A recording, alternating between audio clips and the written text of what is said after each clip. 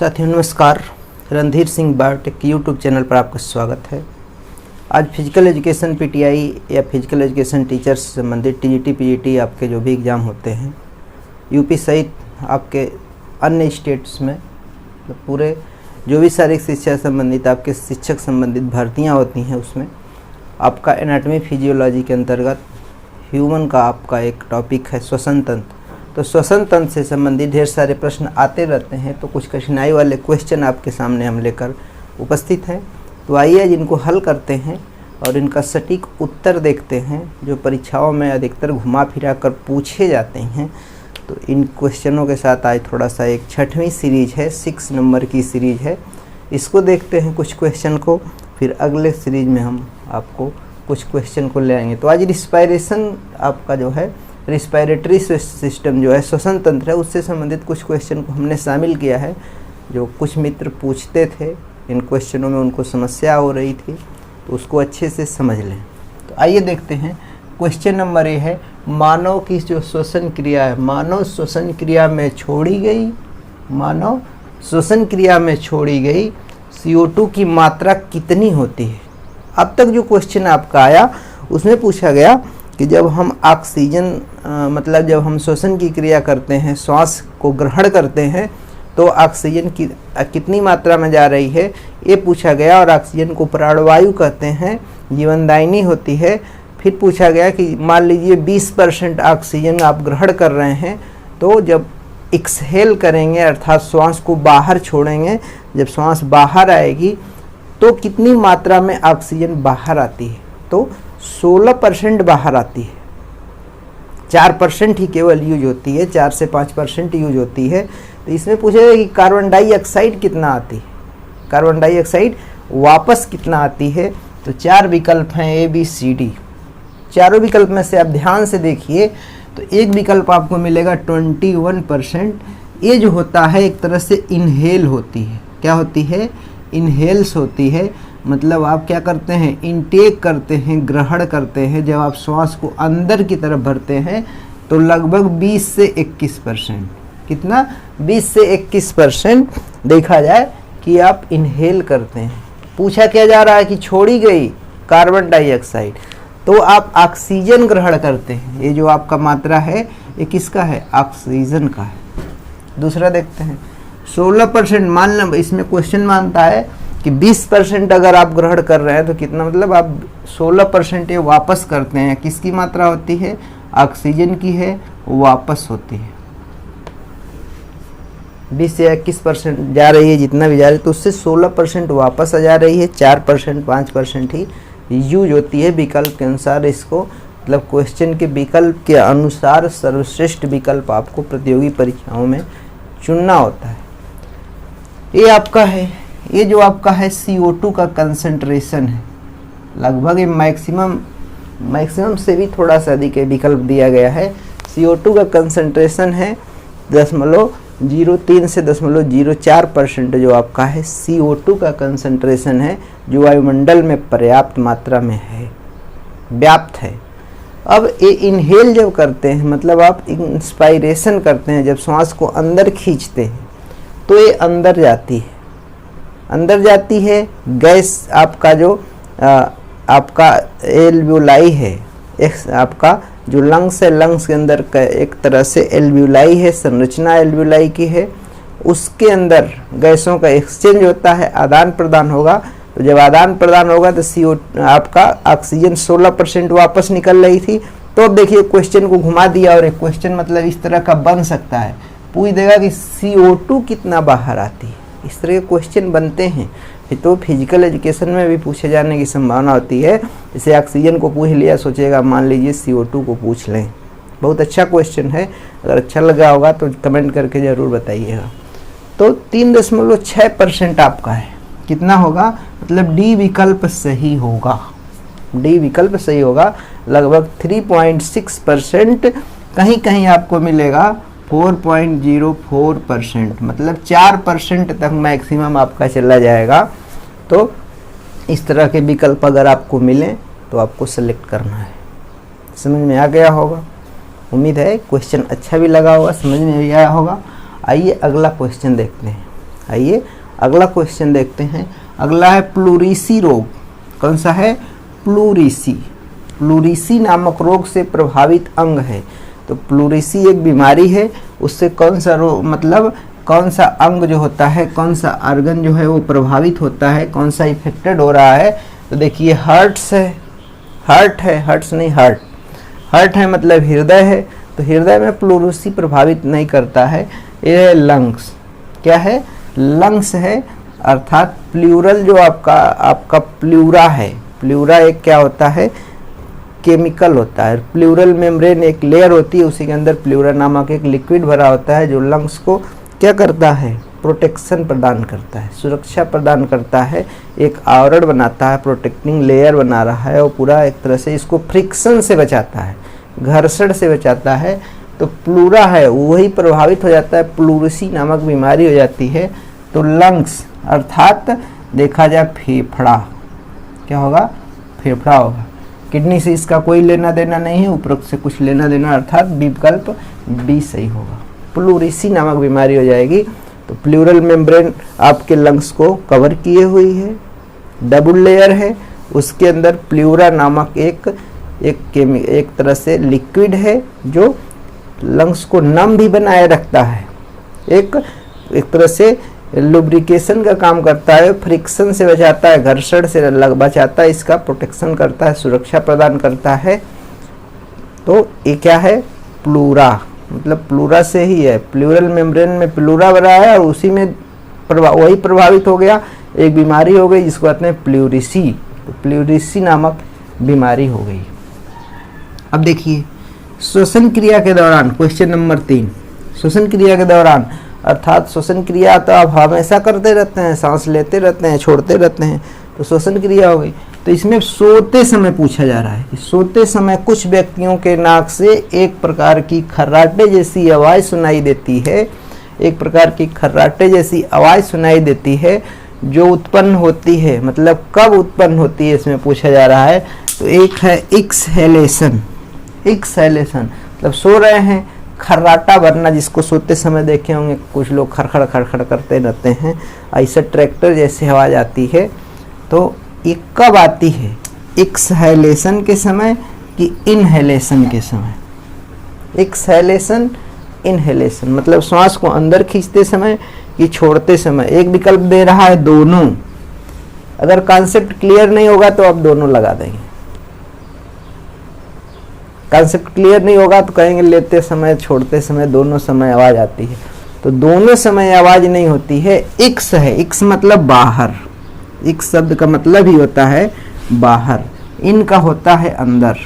तो अंदर ले रहे हैं तो इनहेलेशन, बाहर छोड़ रहे हैं तो एक्सहेलेशन होगा। जब बाहर की तरफ हवा आती है, अर्थात विकल्प ये सही होगा, जब हवा बाहर आती है तब ऐसा ट्रैक्टर चलता है, घड़घड़ घड़घड़ करता है, खर्राटे आप भरने, उसको आम भाषा हम लोग खर्राटे भरना बोलते हैं। मतलब तमाम तरह की आप आवाज़ें सोते समय कुछ व्यक्तियों में, सब में नहीं होती है। तो जब वापस हवा आती है उस समय ऐसा ट्रैक्टर चलता है। इसी पे क्वेश्चन बनने की संभावना रहती है, तमाम प्रतियोगी परीक्षाओं में इसको पूछा भी गया है। तो एक्सहेलेशन में होगा। ठीक है, क्वेश्चन अच्छे जरूर लग रहे होंगे। अगला देखिए, पूरी सीरीज मतलब हमारी आप करते रहें, अच्छे अच्छे क्वेश्चन एनाटॉमी, फिजियोलॉजी, स्पोर्ट्स से संबंधित आपको हम प्रोवाइड कराएंगे। साइकोलॉजी और आपका हिस्ट्री आपका एजुकेशनल है, आपका हिस्ट्री ऑफ फिजिकल एजुकेशन के क्वेश्चन आगे आने वाली सीरीज में आपको मिलते रहेंगे।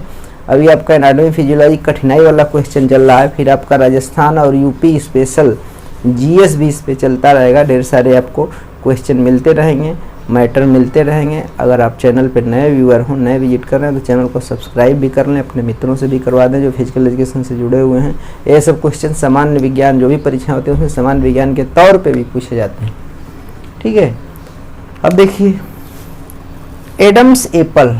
एडम्स एप्पल गले में एक फूली हुई संरचना होती है। कुछ व्यक्तियों में देखेंगे यहीं पे हल्का सा इसे एक हड्डी लगता है कि बढ़ी हुई हो, वो क्या होता है कि तो एक तरह से उसी को एडम्स एप्पल कहा जाता है। तो किसका मॉडिफिकेशन होता है एडम्स एप्पल? तो एडम्स एप्पल जो होता है गले में फूली हुई एक संरचना है। क्या है? Cricoid cartilage, thyroid cartilage, both, none of this. तो क्या है?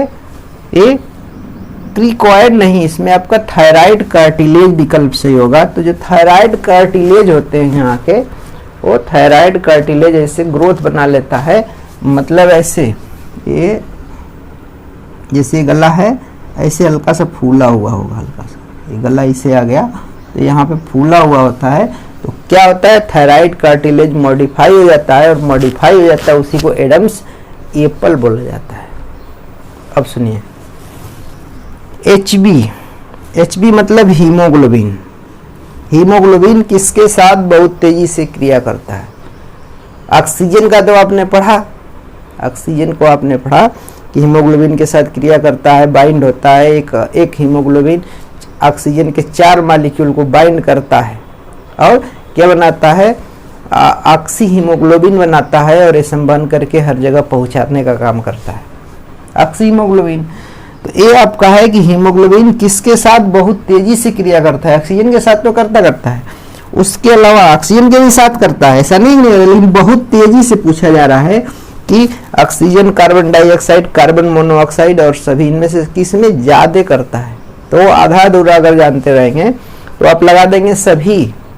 हालांकि अभिक्रिया जो है, रिएक्शन इसका है सबके साथ होता है, लेकिन क्वेश्चन में पूछा जा रहा है कि सबसे फास्ट किसमें होगा, सबसे तेज होगा, फास्टेस्ट पूछा जा रहा है, तो कार्बन मोनोऑक्साइड के साथ होगा। इसमें कभी कभी विकल्प बनाता है 230 गुना, कहीं कहीं देता है 280 गुना, कभी कभी बनाता है 350 गुना, मतलब इसी के बीच आपकी होती है, कहीं कहीं 250 गुना लिखता है। कार्बन मोनोऑक्साइड के साथ बहुत तेजी से अभिक्रिया कर लेता है। और देखा जाए जैसे आप बंद कमरे में कोयला जला दें, उसके धुआं में कार्बन मोनोऑक्साइड की मात्रा ज़्यादा होती है, इसलिए जाड़े के दिनों में कोयला जला के सोना मना होता है। इसमें कार्बन मोनोऑक्साइड की मात्रा होती है, हीमोग्लोबिन के साथ बहुत तेजी से रिएक्शन होता है और श्वसन क्रिया प्रभावित होती है, दम घुटने से व्यक्ति की मौत हो जाती है। अब सुनिए क्वेश्चन नंबर 6। क्वेश्चन नंबर 6 जो है, इसमें पूछा जा रहा है कि रेसिडुअल कैपेसिटी। क्वेश्चन नंबर 6 में पूछा जा रहा है कि रेसिडुअल कैपेसिटी अर्थात अवशेषी वायु क्षमता जो है, रेसिडुअल कैपेसिटी मतलब आपका क्षमता कितनी होती है। जब इसमें आप समझ लीजिए कि रेसिडुअल कैपेसिटी क्या है, कि जब हम सांस लेते हैं, छोड़ते हैं, तो ऐसा नहीं कि खींच लिए और फिर पूरी वापस कर देते हैं, कुछ हवा उसमें अवशेष के रूप में बची रहती है, उसी को रेसिडुअल एक तरह से वाइंड कहते हैं, अवशेषी वायु कहते हैं, और वो एक क्षमता आपके लंग्स की है, कितना बनाए रखती है, तो उसी को रेसिडुअल क्षमता कहते हैं। तो ये पूछा जा रहा है कितना ml होती है। एक आपका है 150 ml, तो 150 ml जो होता है डेड स्पेस होता है। क्या होता है? डेड स्पेस होता है। 1200 ml अर्थात बी विकल्प सही होगा, रेसिडुअल होता है। 1200 ml हमेशा एक तरह से वायु आपके लंग्स में मौजूद रहती है, नहीं तो कोलैप्स हो जाए, ठीक है। और 500 ml जो है, मतलब एक बार जब हम श्वसन क्रिया करते हैं, सांस को ग्रहण करते हैं, लगभग 500 ml ऑक्सीजन एक तरह से वायु, ऑक्सीजन नहीं वायु आपके शरीर में जाती है, और 150 मतलब 150 ml आपका एक तरह से इसी रास्ते में ही रह जाती है, तो इसको डेड स्पेस कहते हैं। लगभग 350 ml आपके लंग्स में हर बार आती है, ठीक है। और 500 एक तरह देखा जाए तो टोटल लंग्स कैपेसिटी उसी के आसपास आती है, अर्थात इसमें विकल्प बी सही होगा। 1200 ml जो होता है व्यक्ति की रेसिडुअल कैपेसिटी है और शेषी वायु क्षमता है। तो उम्मीद है कि क्वेश्चन अच्छे लग रहे होंगे। अच्छे लग रहे हो तो लाइक ज़रूर कर दें, कमेंट करके भी बताएं। आइए कुछ और क्वेश्चन को देखते हैं। कुछ और फिजिकल एजुकेशन संबंधित आपके रिस्पिरेटरी सिस्टम के कुछ क्वेश्चन हैं जो टिपिकल टाइप के हैं, आप समझ नहीं पाते उन क्वेश्चनों पे आज हम एक्सप्लेन कर रहे हैं, एक तरह से आपका रिवीजन करा रहे हैं। तो कुछ क्वेश्चन है, जैसे एक क्वेश्चन है, क्वेश्चन नंबर 7 है डेड स्पेस। डेड स्पेस जो होता है किस में होता है? तो अभी हमने बताया कि जब आप एक बार सांस लेते हैं और छोड़ते हैं तो लगभग 500 ml हवा अंदर बाहर होती रहती है। तो एक क्वेश्चन पूछा जाता है कि एक्सहेलेशन और इनहेलेशन के दौरान कितनी ml होती है? तो लगभग 500 ml या आधा लीटर हवा अंदर बाहर होती है। तो जब अंदर बाहर होती है तो पूरी 500 ml आपके लंग्स में नहीं पहुंचती है, कुछ हवा इसमें मतलब रिस्पिरेटरी ट्रैक्ट जो है यहीं तक वो रह जाती है, कुछ रुक जाती है, उसी को डेड स्पेस कहा जाता है। तो इसी डेड स्पेस को पूछा जा रहा है कि डेड स्पेस किस में ज़्यादा होगा, बच्चे में ज़्यादा होगा कि जवान व्यक्ति में ज़्यादा होगा कि बुढ़ापा मतलब बूढ़े व्यक्ति में होगा कि सब में होगा। अब डेड स्पेस तो आप समझ गए कि डेड स्पेस, इसमें हवा रुक गई, इतना डेड स्पेस लगभग आधा लीटर या 500 ml, आधा लीटर नहीं, वो लगभग आपकी होगी 1.5 लीटर, 1.5 नहीं, हाँ आपका होगा 150 ml, 150 एक तरह से होगा आपका 500 ml, मतलब आधा लीटर आप सांस अंदर बाहर कर रहे हैं, मतलब 500 ml कर रहे हैं। कितना कर रहे हैं? 500 ml कर रहे हैं, जिसमें से 150 ml जो है रुक गई तो इसको कहेंगे डेड स्पेस, और 350 ml जो है लंग्स में पहुंच रही है, लंग्स के एल्वियोलाई में पहुंच रही है। ठीक है, और वैसे क्वेश्चन मतलब आपका सामान्य सी बात है, 500 अंदर बाहर होती है। ठीक है, तो डेड स्पेस आपका 150 ml है, मिली लीटर है, तो 150 ml जो डेड स्पेस कहा जा रहा है, तो न बच्चे में ज़्यादा होगी, न जवान में होगी, या बूढ़े व्यक्ति में ज़्यादा होगी, मतलब ओल्ड एज के जो व्यक्ति होंगे, जो ओल्ड एज वाले व्यक्ति होंगे, ओल्ड एज वाले व्यक्ति होंगे, उनमें डेड स्पेस ज़्यादा होता है। इसीलिए देखेंगे मतलब सांस वगैरह फूलने की, सांस फूलने की, या पर्याप्त मात्रा में जब ऑक्सीजन अंदर नहीं जाती है, हवा नहीं पहुंच पाती है, तो क्या होता है कि मतलब बुजुर्ग लोगों में श्वास से संबंधित समस्याएं होती हैं। तो डेड स्पेस किस में ज़्यादा होगा? बुढ़ापे में होगा। सबसे ज़्यादा किस में होगा? सबसे ज़्यादा बुढ़ापे में होगा। सबसे कम किस में होगा? बच्चे में होगा। और ये जो आपका एक तरह से देखा जाए एथलीट हो कोई बहुत बढ़िया, मतलब एक तरह से डेवलप कर लिया हो, तो उसमें नॉर्मल होगा। ठीक है, सामान्य अगर देखा जाए तो कम किस में होगा? बच्चे में। ज़्यादा किस में होगा? बुढ़ापे में होगा। अब देखिए क्वेश्चन नंबर 8 है। क्वेश्चन नंबर 8 जो है श्वसन क्रिया में, मतलब सांस लेने और छोड़ने की क्रिया जो हो रही है को मापते हैं किससे? एस्पायरोमीटर। एस लगा, एस्पायरोमीटर, तो ये नहीं आपका है। ठीक है, इसमें आपका विकल्प सी हो गया। ये है स्पायरोमीटर। क्या है? स्पायरोमीटर। एक क्वेश्चन पूछा जा सकता है, और एक तरह से हमें लग रहा है पूछा भी गया है। और एक है स्टेथोस्कोप। ये है स्टेथोस्कोप। क्या है? स्टेथोस्कोप है। इससे आप जो एक तरह से साउंड को सुना जाता है, हार्ट के साउंड को इससे सुना जाता है, स्टेथोस्कोप। तो विकल्प बी सही होगा। निम्न में से कौन सी बीमारी श्वसन से संबंधित है? अब श्वसन तंत्र से संबंधित है, श्वास लेने से संबंधित कौन सी बीमारी है? देखिए एक विकल्प दे रहा है अर्थराइटिस। अर्थराइटिस आपका हड्डियों से संबंधित होती है। यूरिक एसिड की मात्रा और आपका देखा जाए जब शरीर में बढ़ जाती है तो गाउट या गठिया जैसी बीमारी जाती है। ज्वाइंट पेन में मतलब आपका दर्द होता है, ज्वाइंट जो होते हैं सही से काम नहीं करते हैं, तो अर्थराइटिस है। देखिए पोलियो हो, वायरस से होने वाली बीमारी है। किससे होने वाली है? वायरस से। तंत्रिका तंत्र को प्रभावित करता है, विकलांगता उत्पन्न करता है। ये है अस्थमा। अस्थमा जो है मतलब रिस्पिरेटरी ट्रैक्ट जो आपका है ये प्रभावित होता है, और इसमें इन्फेक्शन होने की वजह से इसकी जो ट्यूब होती है पतली हो जाती है, तो पर्याप्त मात्रा में लंग्स में वायु नहीं पहुंचती है। तो जब वायु नहीं पहुंचेगी तो वायु के साथ आपका ऑक्सीजन मिला होता है, पर्याप्त मात्रा में नहीं पहुंचेगा तो सांस फूलेगी। उसी को अस्थमा कहा जाता है। उसी को अस्थमा या दमा की बीमारी कहते हैं। आदमी हांफता रहता है, तो श्वास से संबंधित बीमारी अस्थमा। ये देखिए आपका कैंसर है, कार्सिनोजन होते हैं वे उत्पन्न करते हैं। इसके अलावा कैंसर जो होता है कॉन्कोजीन नामक एक जीन होता है जो इसको जेनेटिक बीमारी बना दिया है। तो आनुवंशिक रूप से अगर कैंसर हो रहा है तो कॉन्कोजीन जिम्मेदार है। और वैसे आपका कार्सिनोजन मतलब कैंसर उत्पन्न करने वाले ढेर सारे तत्व हैं जो आपका कैंसर उत्पन्न करते हैं। अब देखिए थर्ड विकल्प यहाँ सी सही होगा। क्वेश्चन नंबर 10, CO2 का ट्रांसपोर्ट अर्थात परिवहन किस रूप में होता है? हीमोग्लोबिन, ऑक्सीहीमोग्लोबिन, बाइकार्बोनेट, सभी। देखिए हीमोग्लोबिन तो आप होता है जो एक तरह से वाहक है, ये क्या करता है? बाइंड करता है। लेकिन ये किसको बाइंड अप करता है? ये करता है ऑक्सीजन को। जब बाइंड कर लेता है तो ऑक्सीहीमोग्लोबिन बना देता है। ऑक्सीजनेटेड ब्लड को ऑक्सीहीमोग्लोबिन कहेंगे, मतलब ऑक्सीजन मिल गई, हीमोग्लोबिन तो होगा नहीं। ऑक्सीजन के साथ बाइंड हुआ तो ऑक्सीहीमोग्लोबिन बनाया। लेकिन इसमें पूछ रहा है कि CO2 का, मतलब CO2 पहले बाइंड होगा, बधेगा, पैकेजिंग होगी, तब उसका ट्रांसपोर्टेशन होता है। ट्रांसपोर्टेशन के लिए पहले पैकेजिंग जरूरी होती है। तो बाइकार्बोनेट के आकार किसके रूप में होता है? बाइकार्बोनेट के रूप में होता है। इसी को एक चीज़ और कहा जाता है कार्बोक्सी हीमोग्लोबिन। इसी को आप कह सकते हैं बाइकार्बोनेट और कार्बोक्सी हीमोग्लोबिन के रूप में कार्बन डाइऑक्साइड का परिवहन होता है। ठीक है, तो क्वेश्चन आपका होगा 10 का विकल्प होगा सी विकल्प सही होगा। इसके पहले आपको पूछा जा रहा है कि ऑक्सीजन का ट्रांसपोर्ट कौन करता है, तो ऑक्सीजन करता है हीमोग्लोबिन, और हीमोग्लोबिन मिल गया तो ऑक्सी हीमोग्लोबिन बना लिया।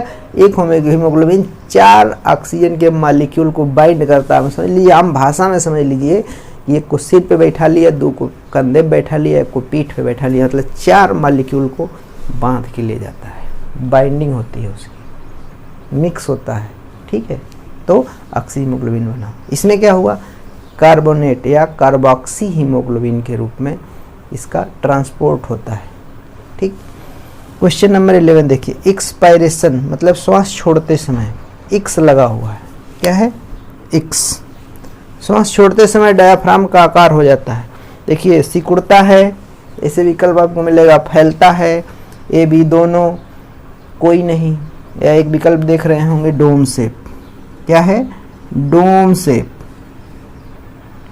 सिकुड़ने को ही एक टेक्निकल नाम दिया जाता है जिसको डोम शेप कहा जाता है। ये भी सही है, ये भी सही है, अर्थात 2 विकल्प मिल रहे हैं, तो तीसरे विकल्प पे आइए। तीसरा है ए और बी दोनों, अर्थात सी को इसमें वरीयता देंगे। ये वाला जो है गलत है, कोई नहीं होगा, ए और बी दोनों होंगे। इस तरह के क्वेश्चन आपको देखने को प्रतियोगी परीक्षाओं में मिलते हैं। तो सर्वश्रेष्ठ विकल्प, बेस्ट जो विकल्प है वो क्या है?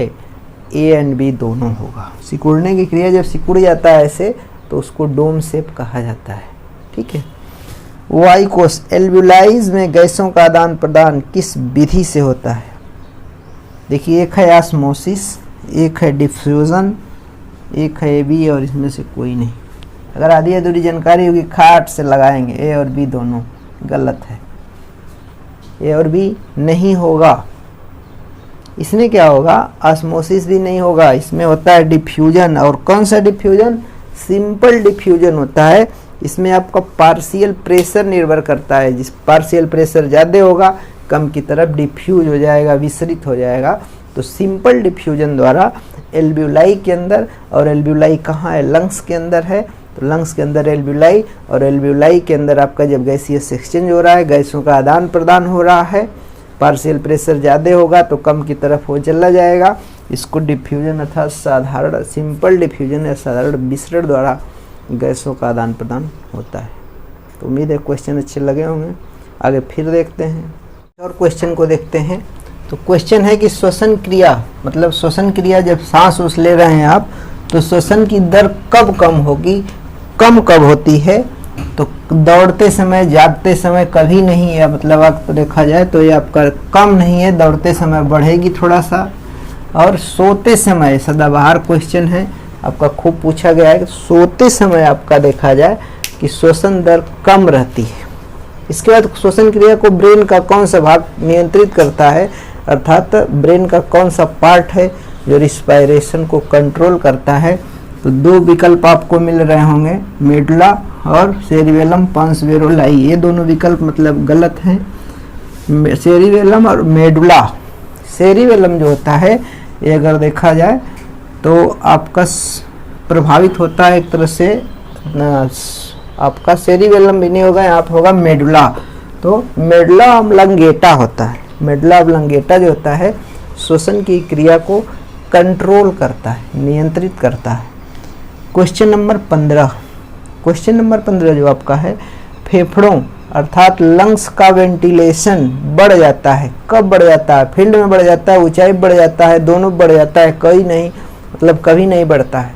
वेंटिलेशन का आपका जो रेट है, वेंटिलेशन का रेट जब आप ऊंचाई पे चले जाएं, हिल एरिया में चले जाएं, तो बढ़ जाता है। बढ़ जाता है मतलब वहाँ पे ऑक्सीजन का लेवल कम होता है। ऑक्सीजन लेवल जब कम होगा तो वेंटिलेशन की दर बढ़ के उसको कंप्लीट कराता है लंग्स, और देखा जाए तो उसको एक तरह से देखा जाए, अगर हिल एरिया में आप चले जाएं तो वहाँ आपका हीमोग्लोबिन का लेवल भी बढ़ जाता है, हीमोग्लोबिन का लेवल भी बढ़ जाता है, आरबीसी की संख्या भी बढ़ जाती है।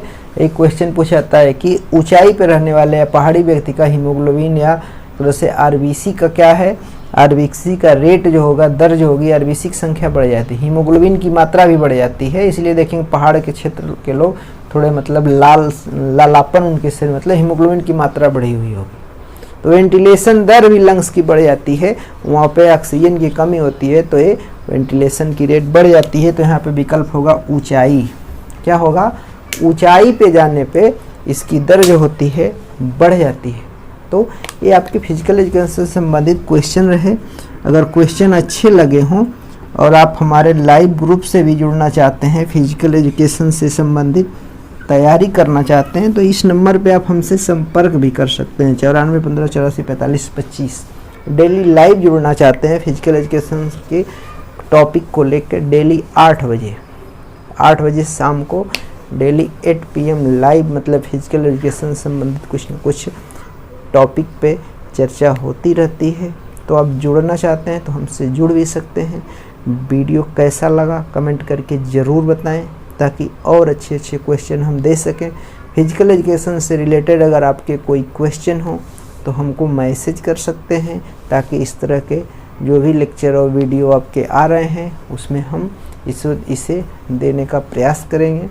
तो आई होप कि आपने वीडियो पूरा देखा होगा, वीडियो अच्छा लगा होगा। वीडियो अच्छा लगा हो तो लाइक ज़रूर कर दें, कमेंट कर दें, अपने मित्रों के पास शेयर कर दें। नए व्यूअर हों, नए विजिट कर रहे हैं चैनल पे, तो हमारे चैनल को सब्सक्राइब भी कर लें। फिजिकल एजुकेशन संबंधित अभी ढेर सारी सीरीज 15-20 ऐसे क्वेश्चन की, हो सकता है आने वाले समय में क्वेश्चन की संख्या और बढ़ाई भी जा सकती है, आपको सीरीज मिलती रहेगी। तो ये रहे आपके श्वसन तंत्र से संबंधित प्रश्न। ठीक है, तो बहुत बहुत धन्यवाद। फिर मिलते हैं नेक्स्ट सीरीज में। जय हिंद।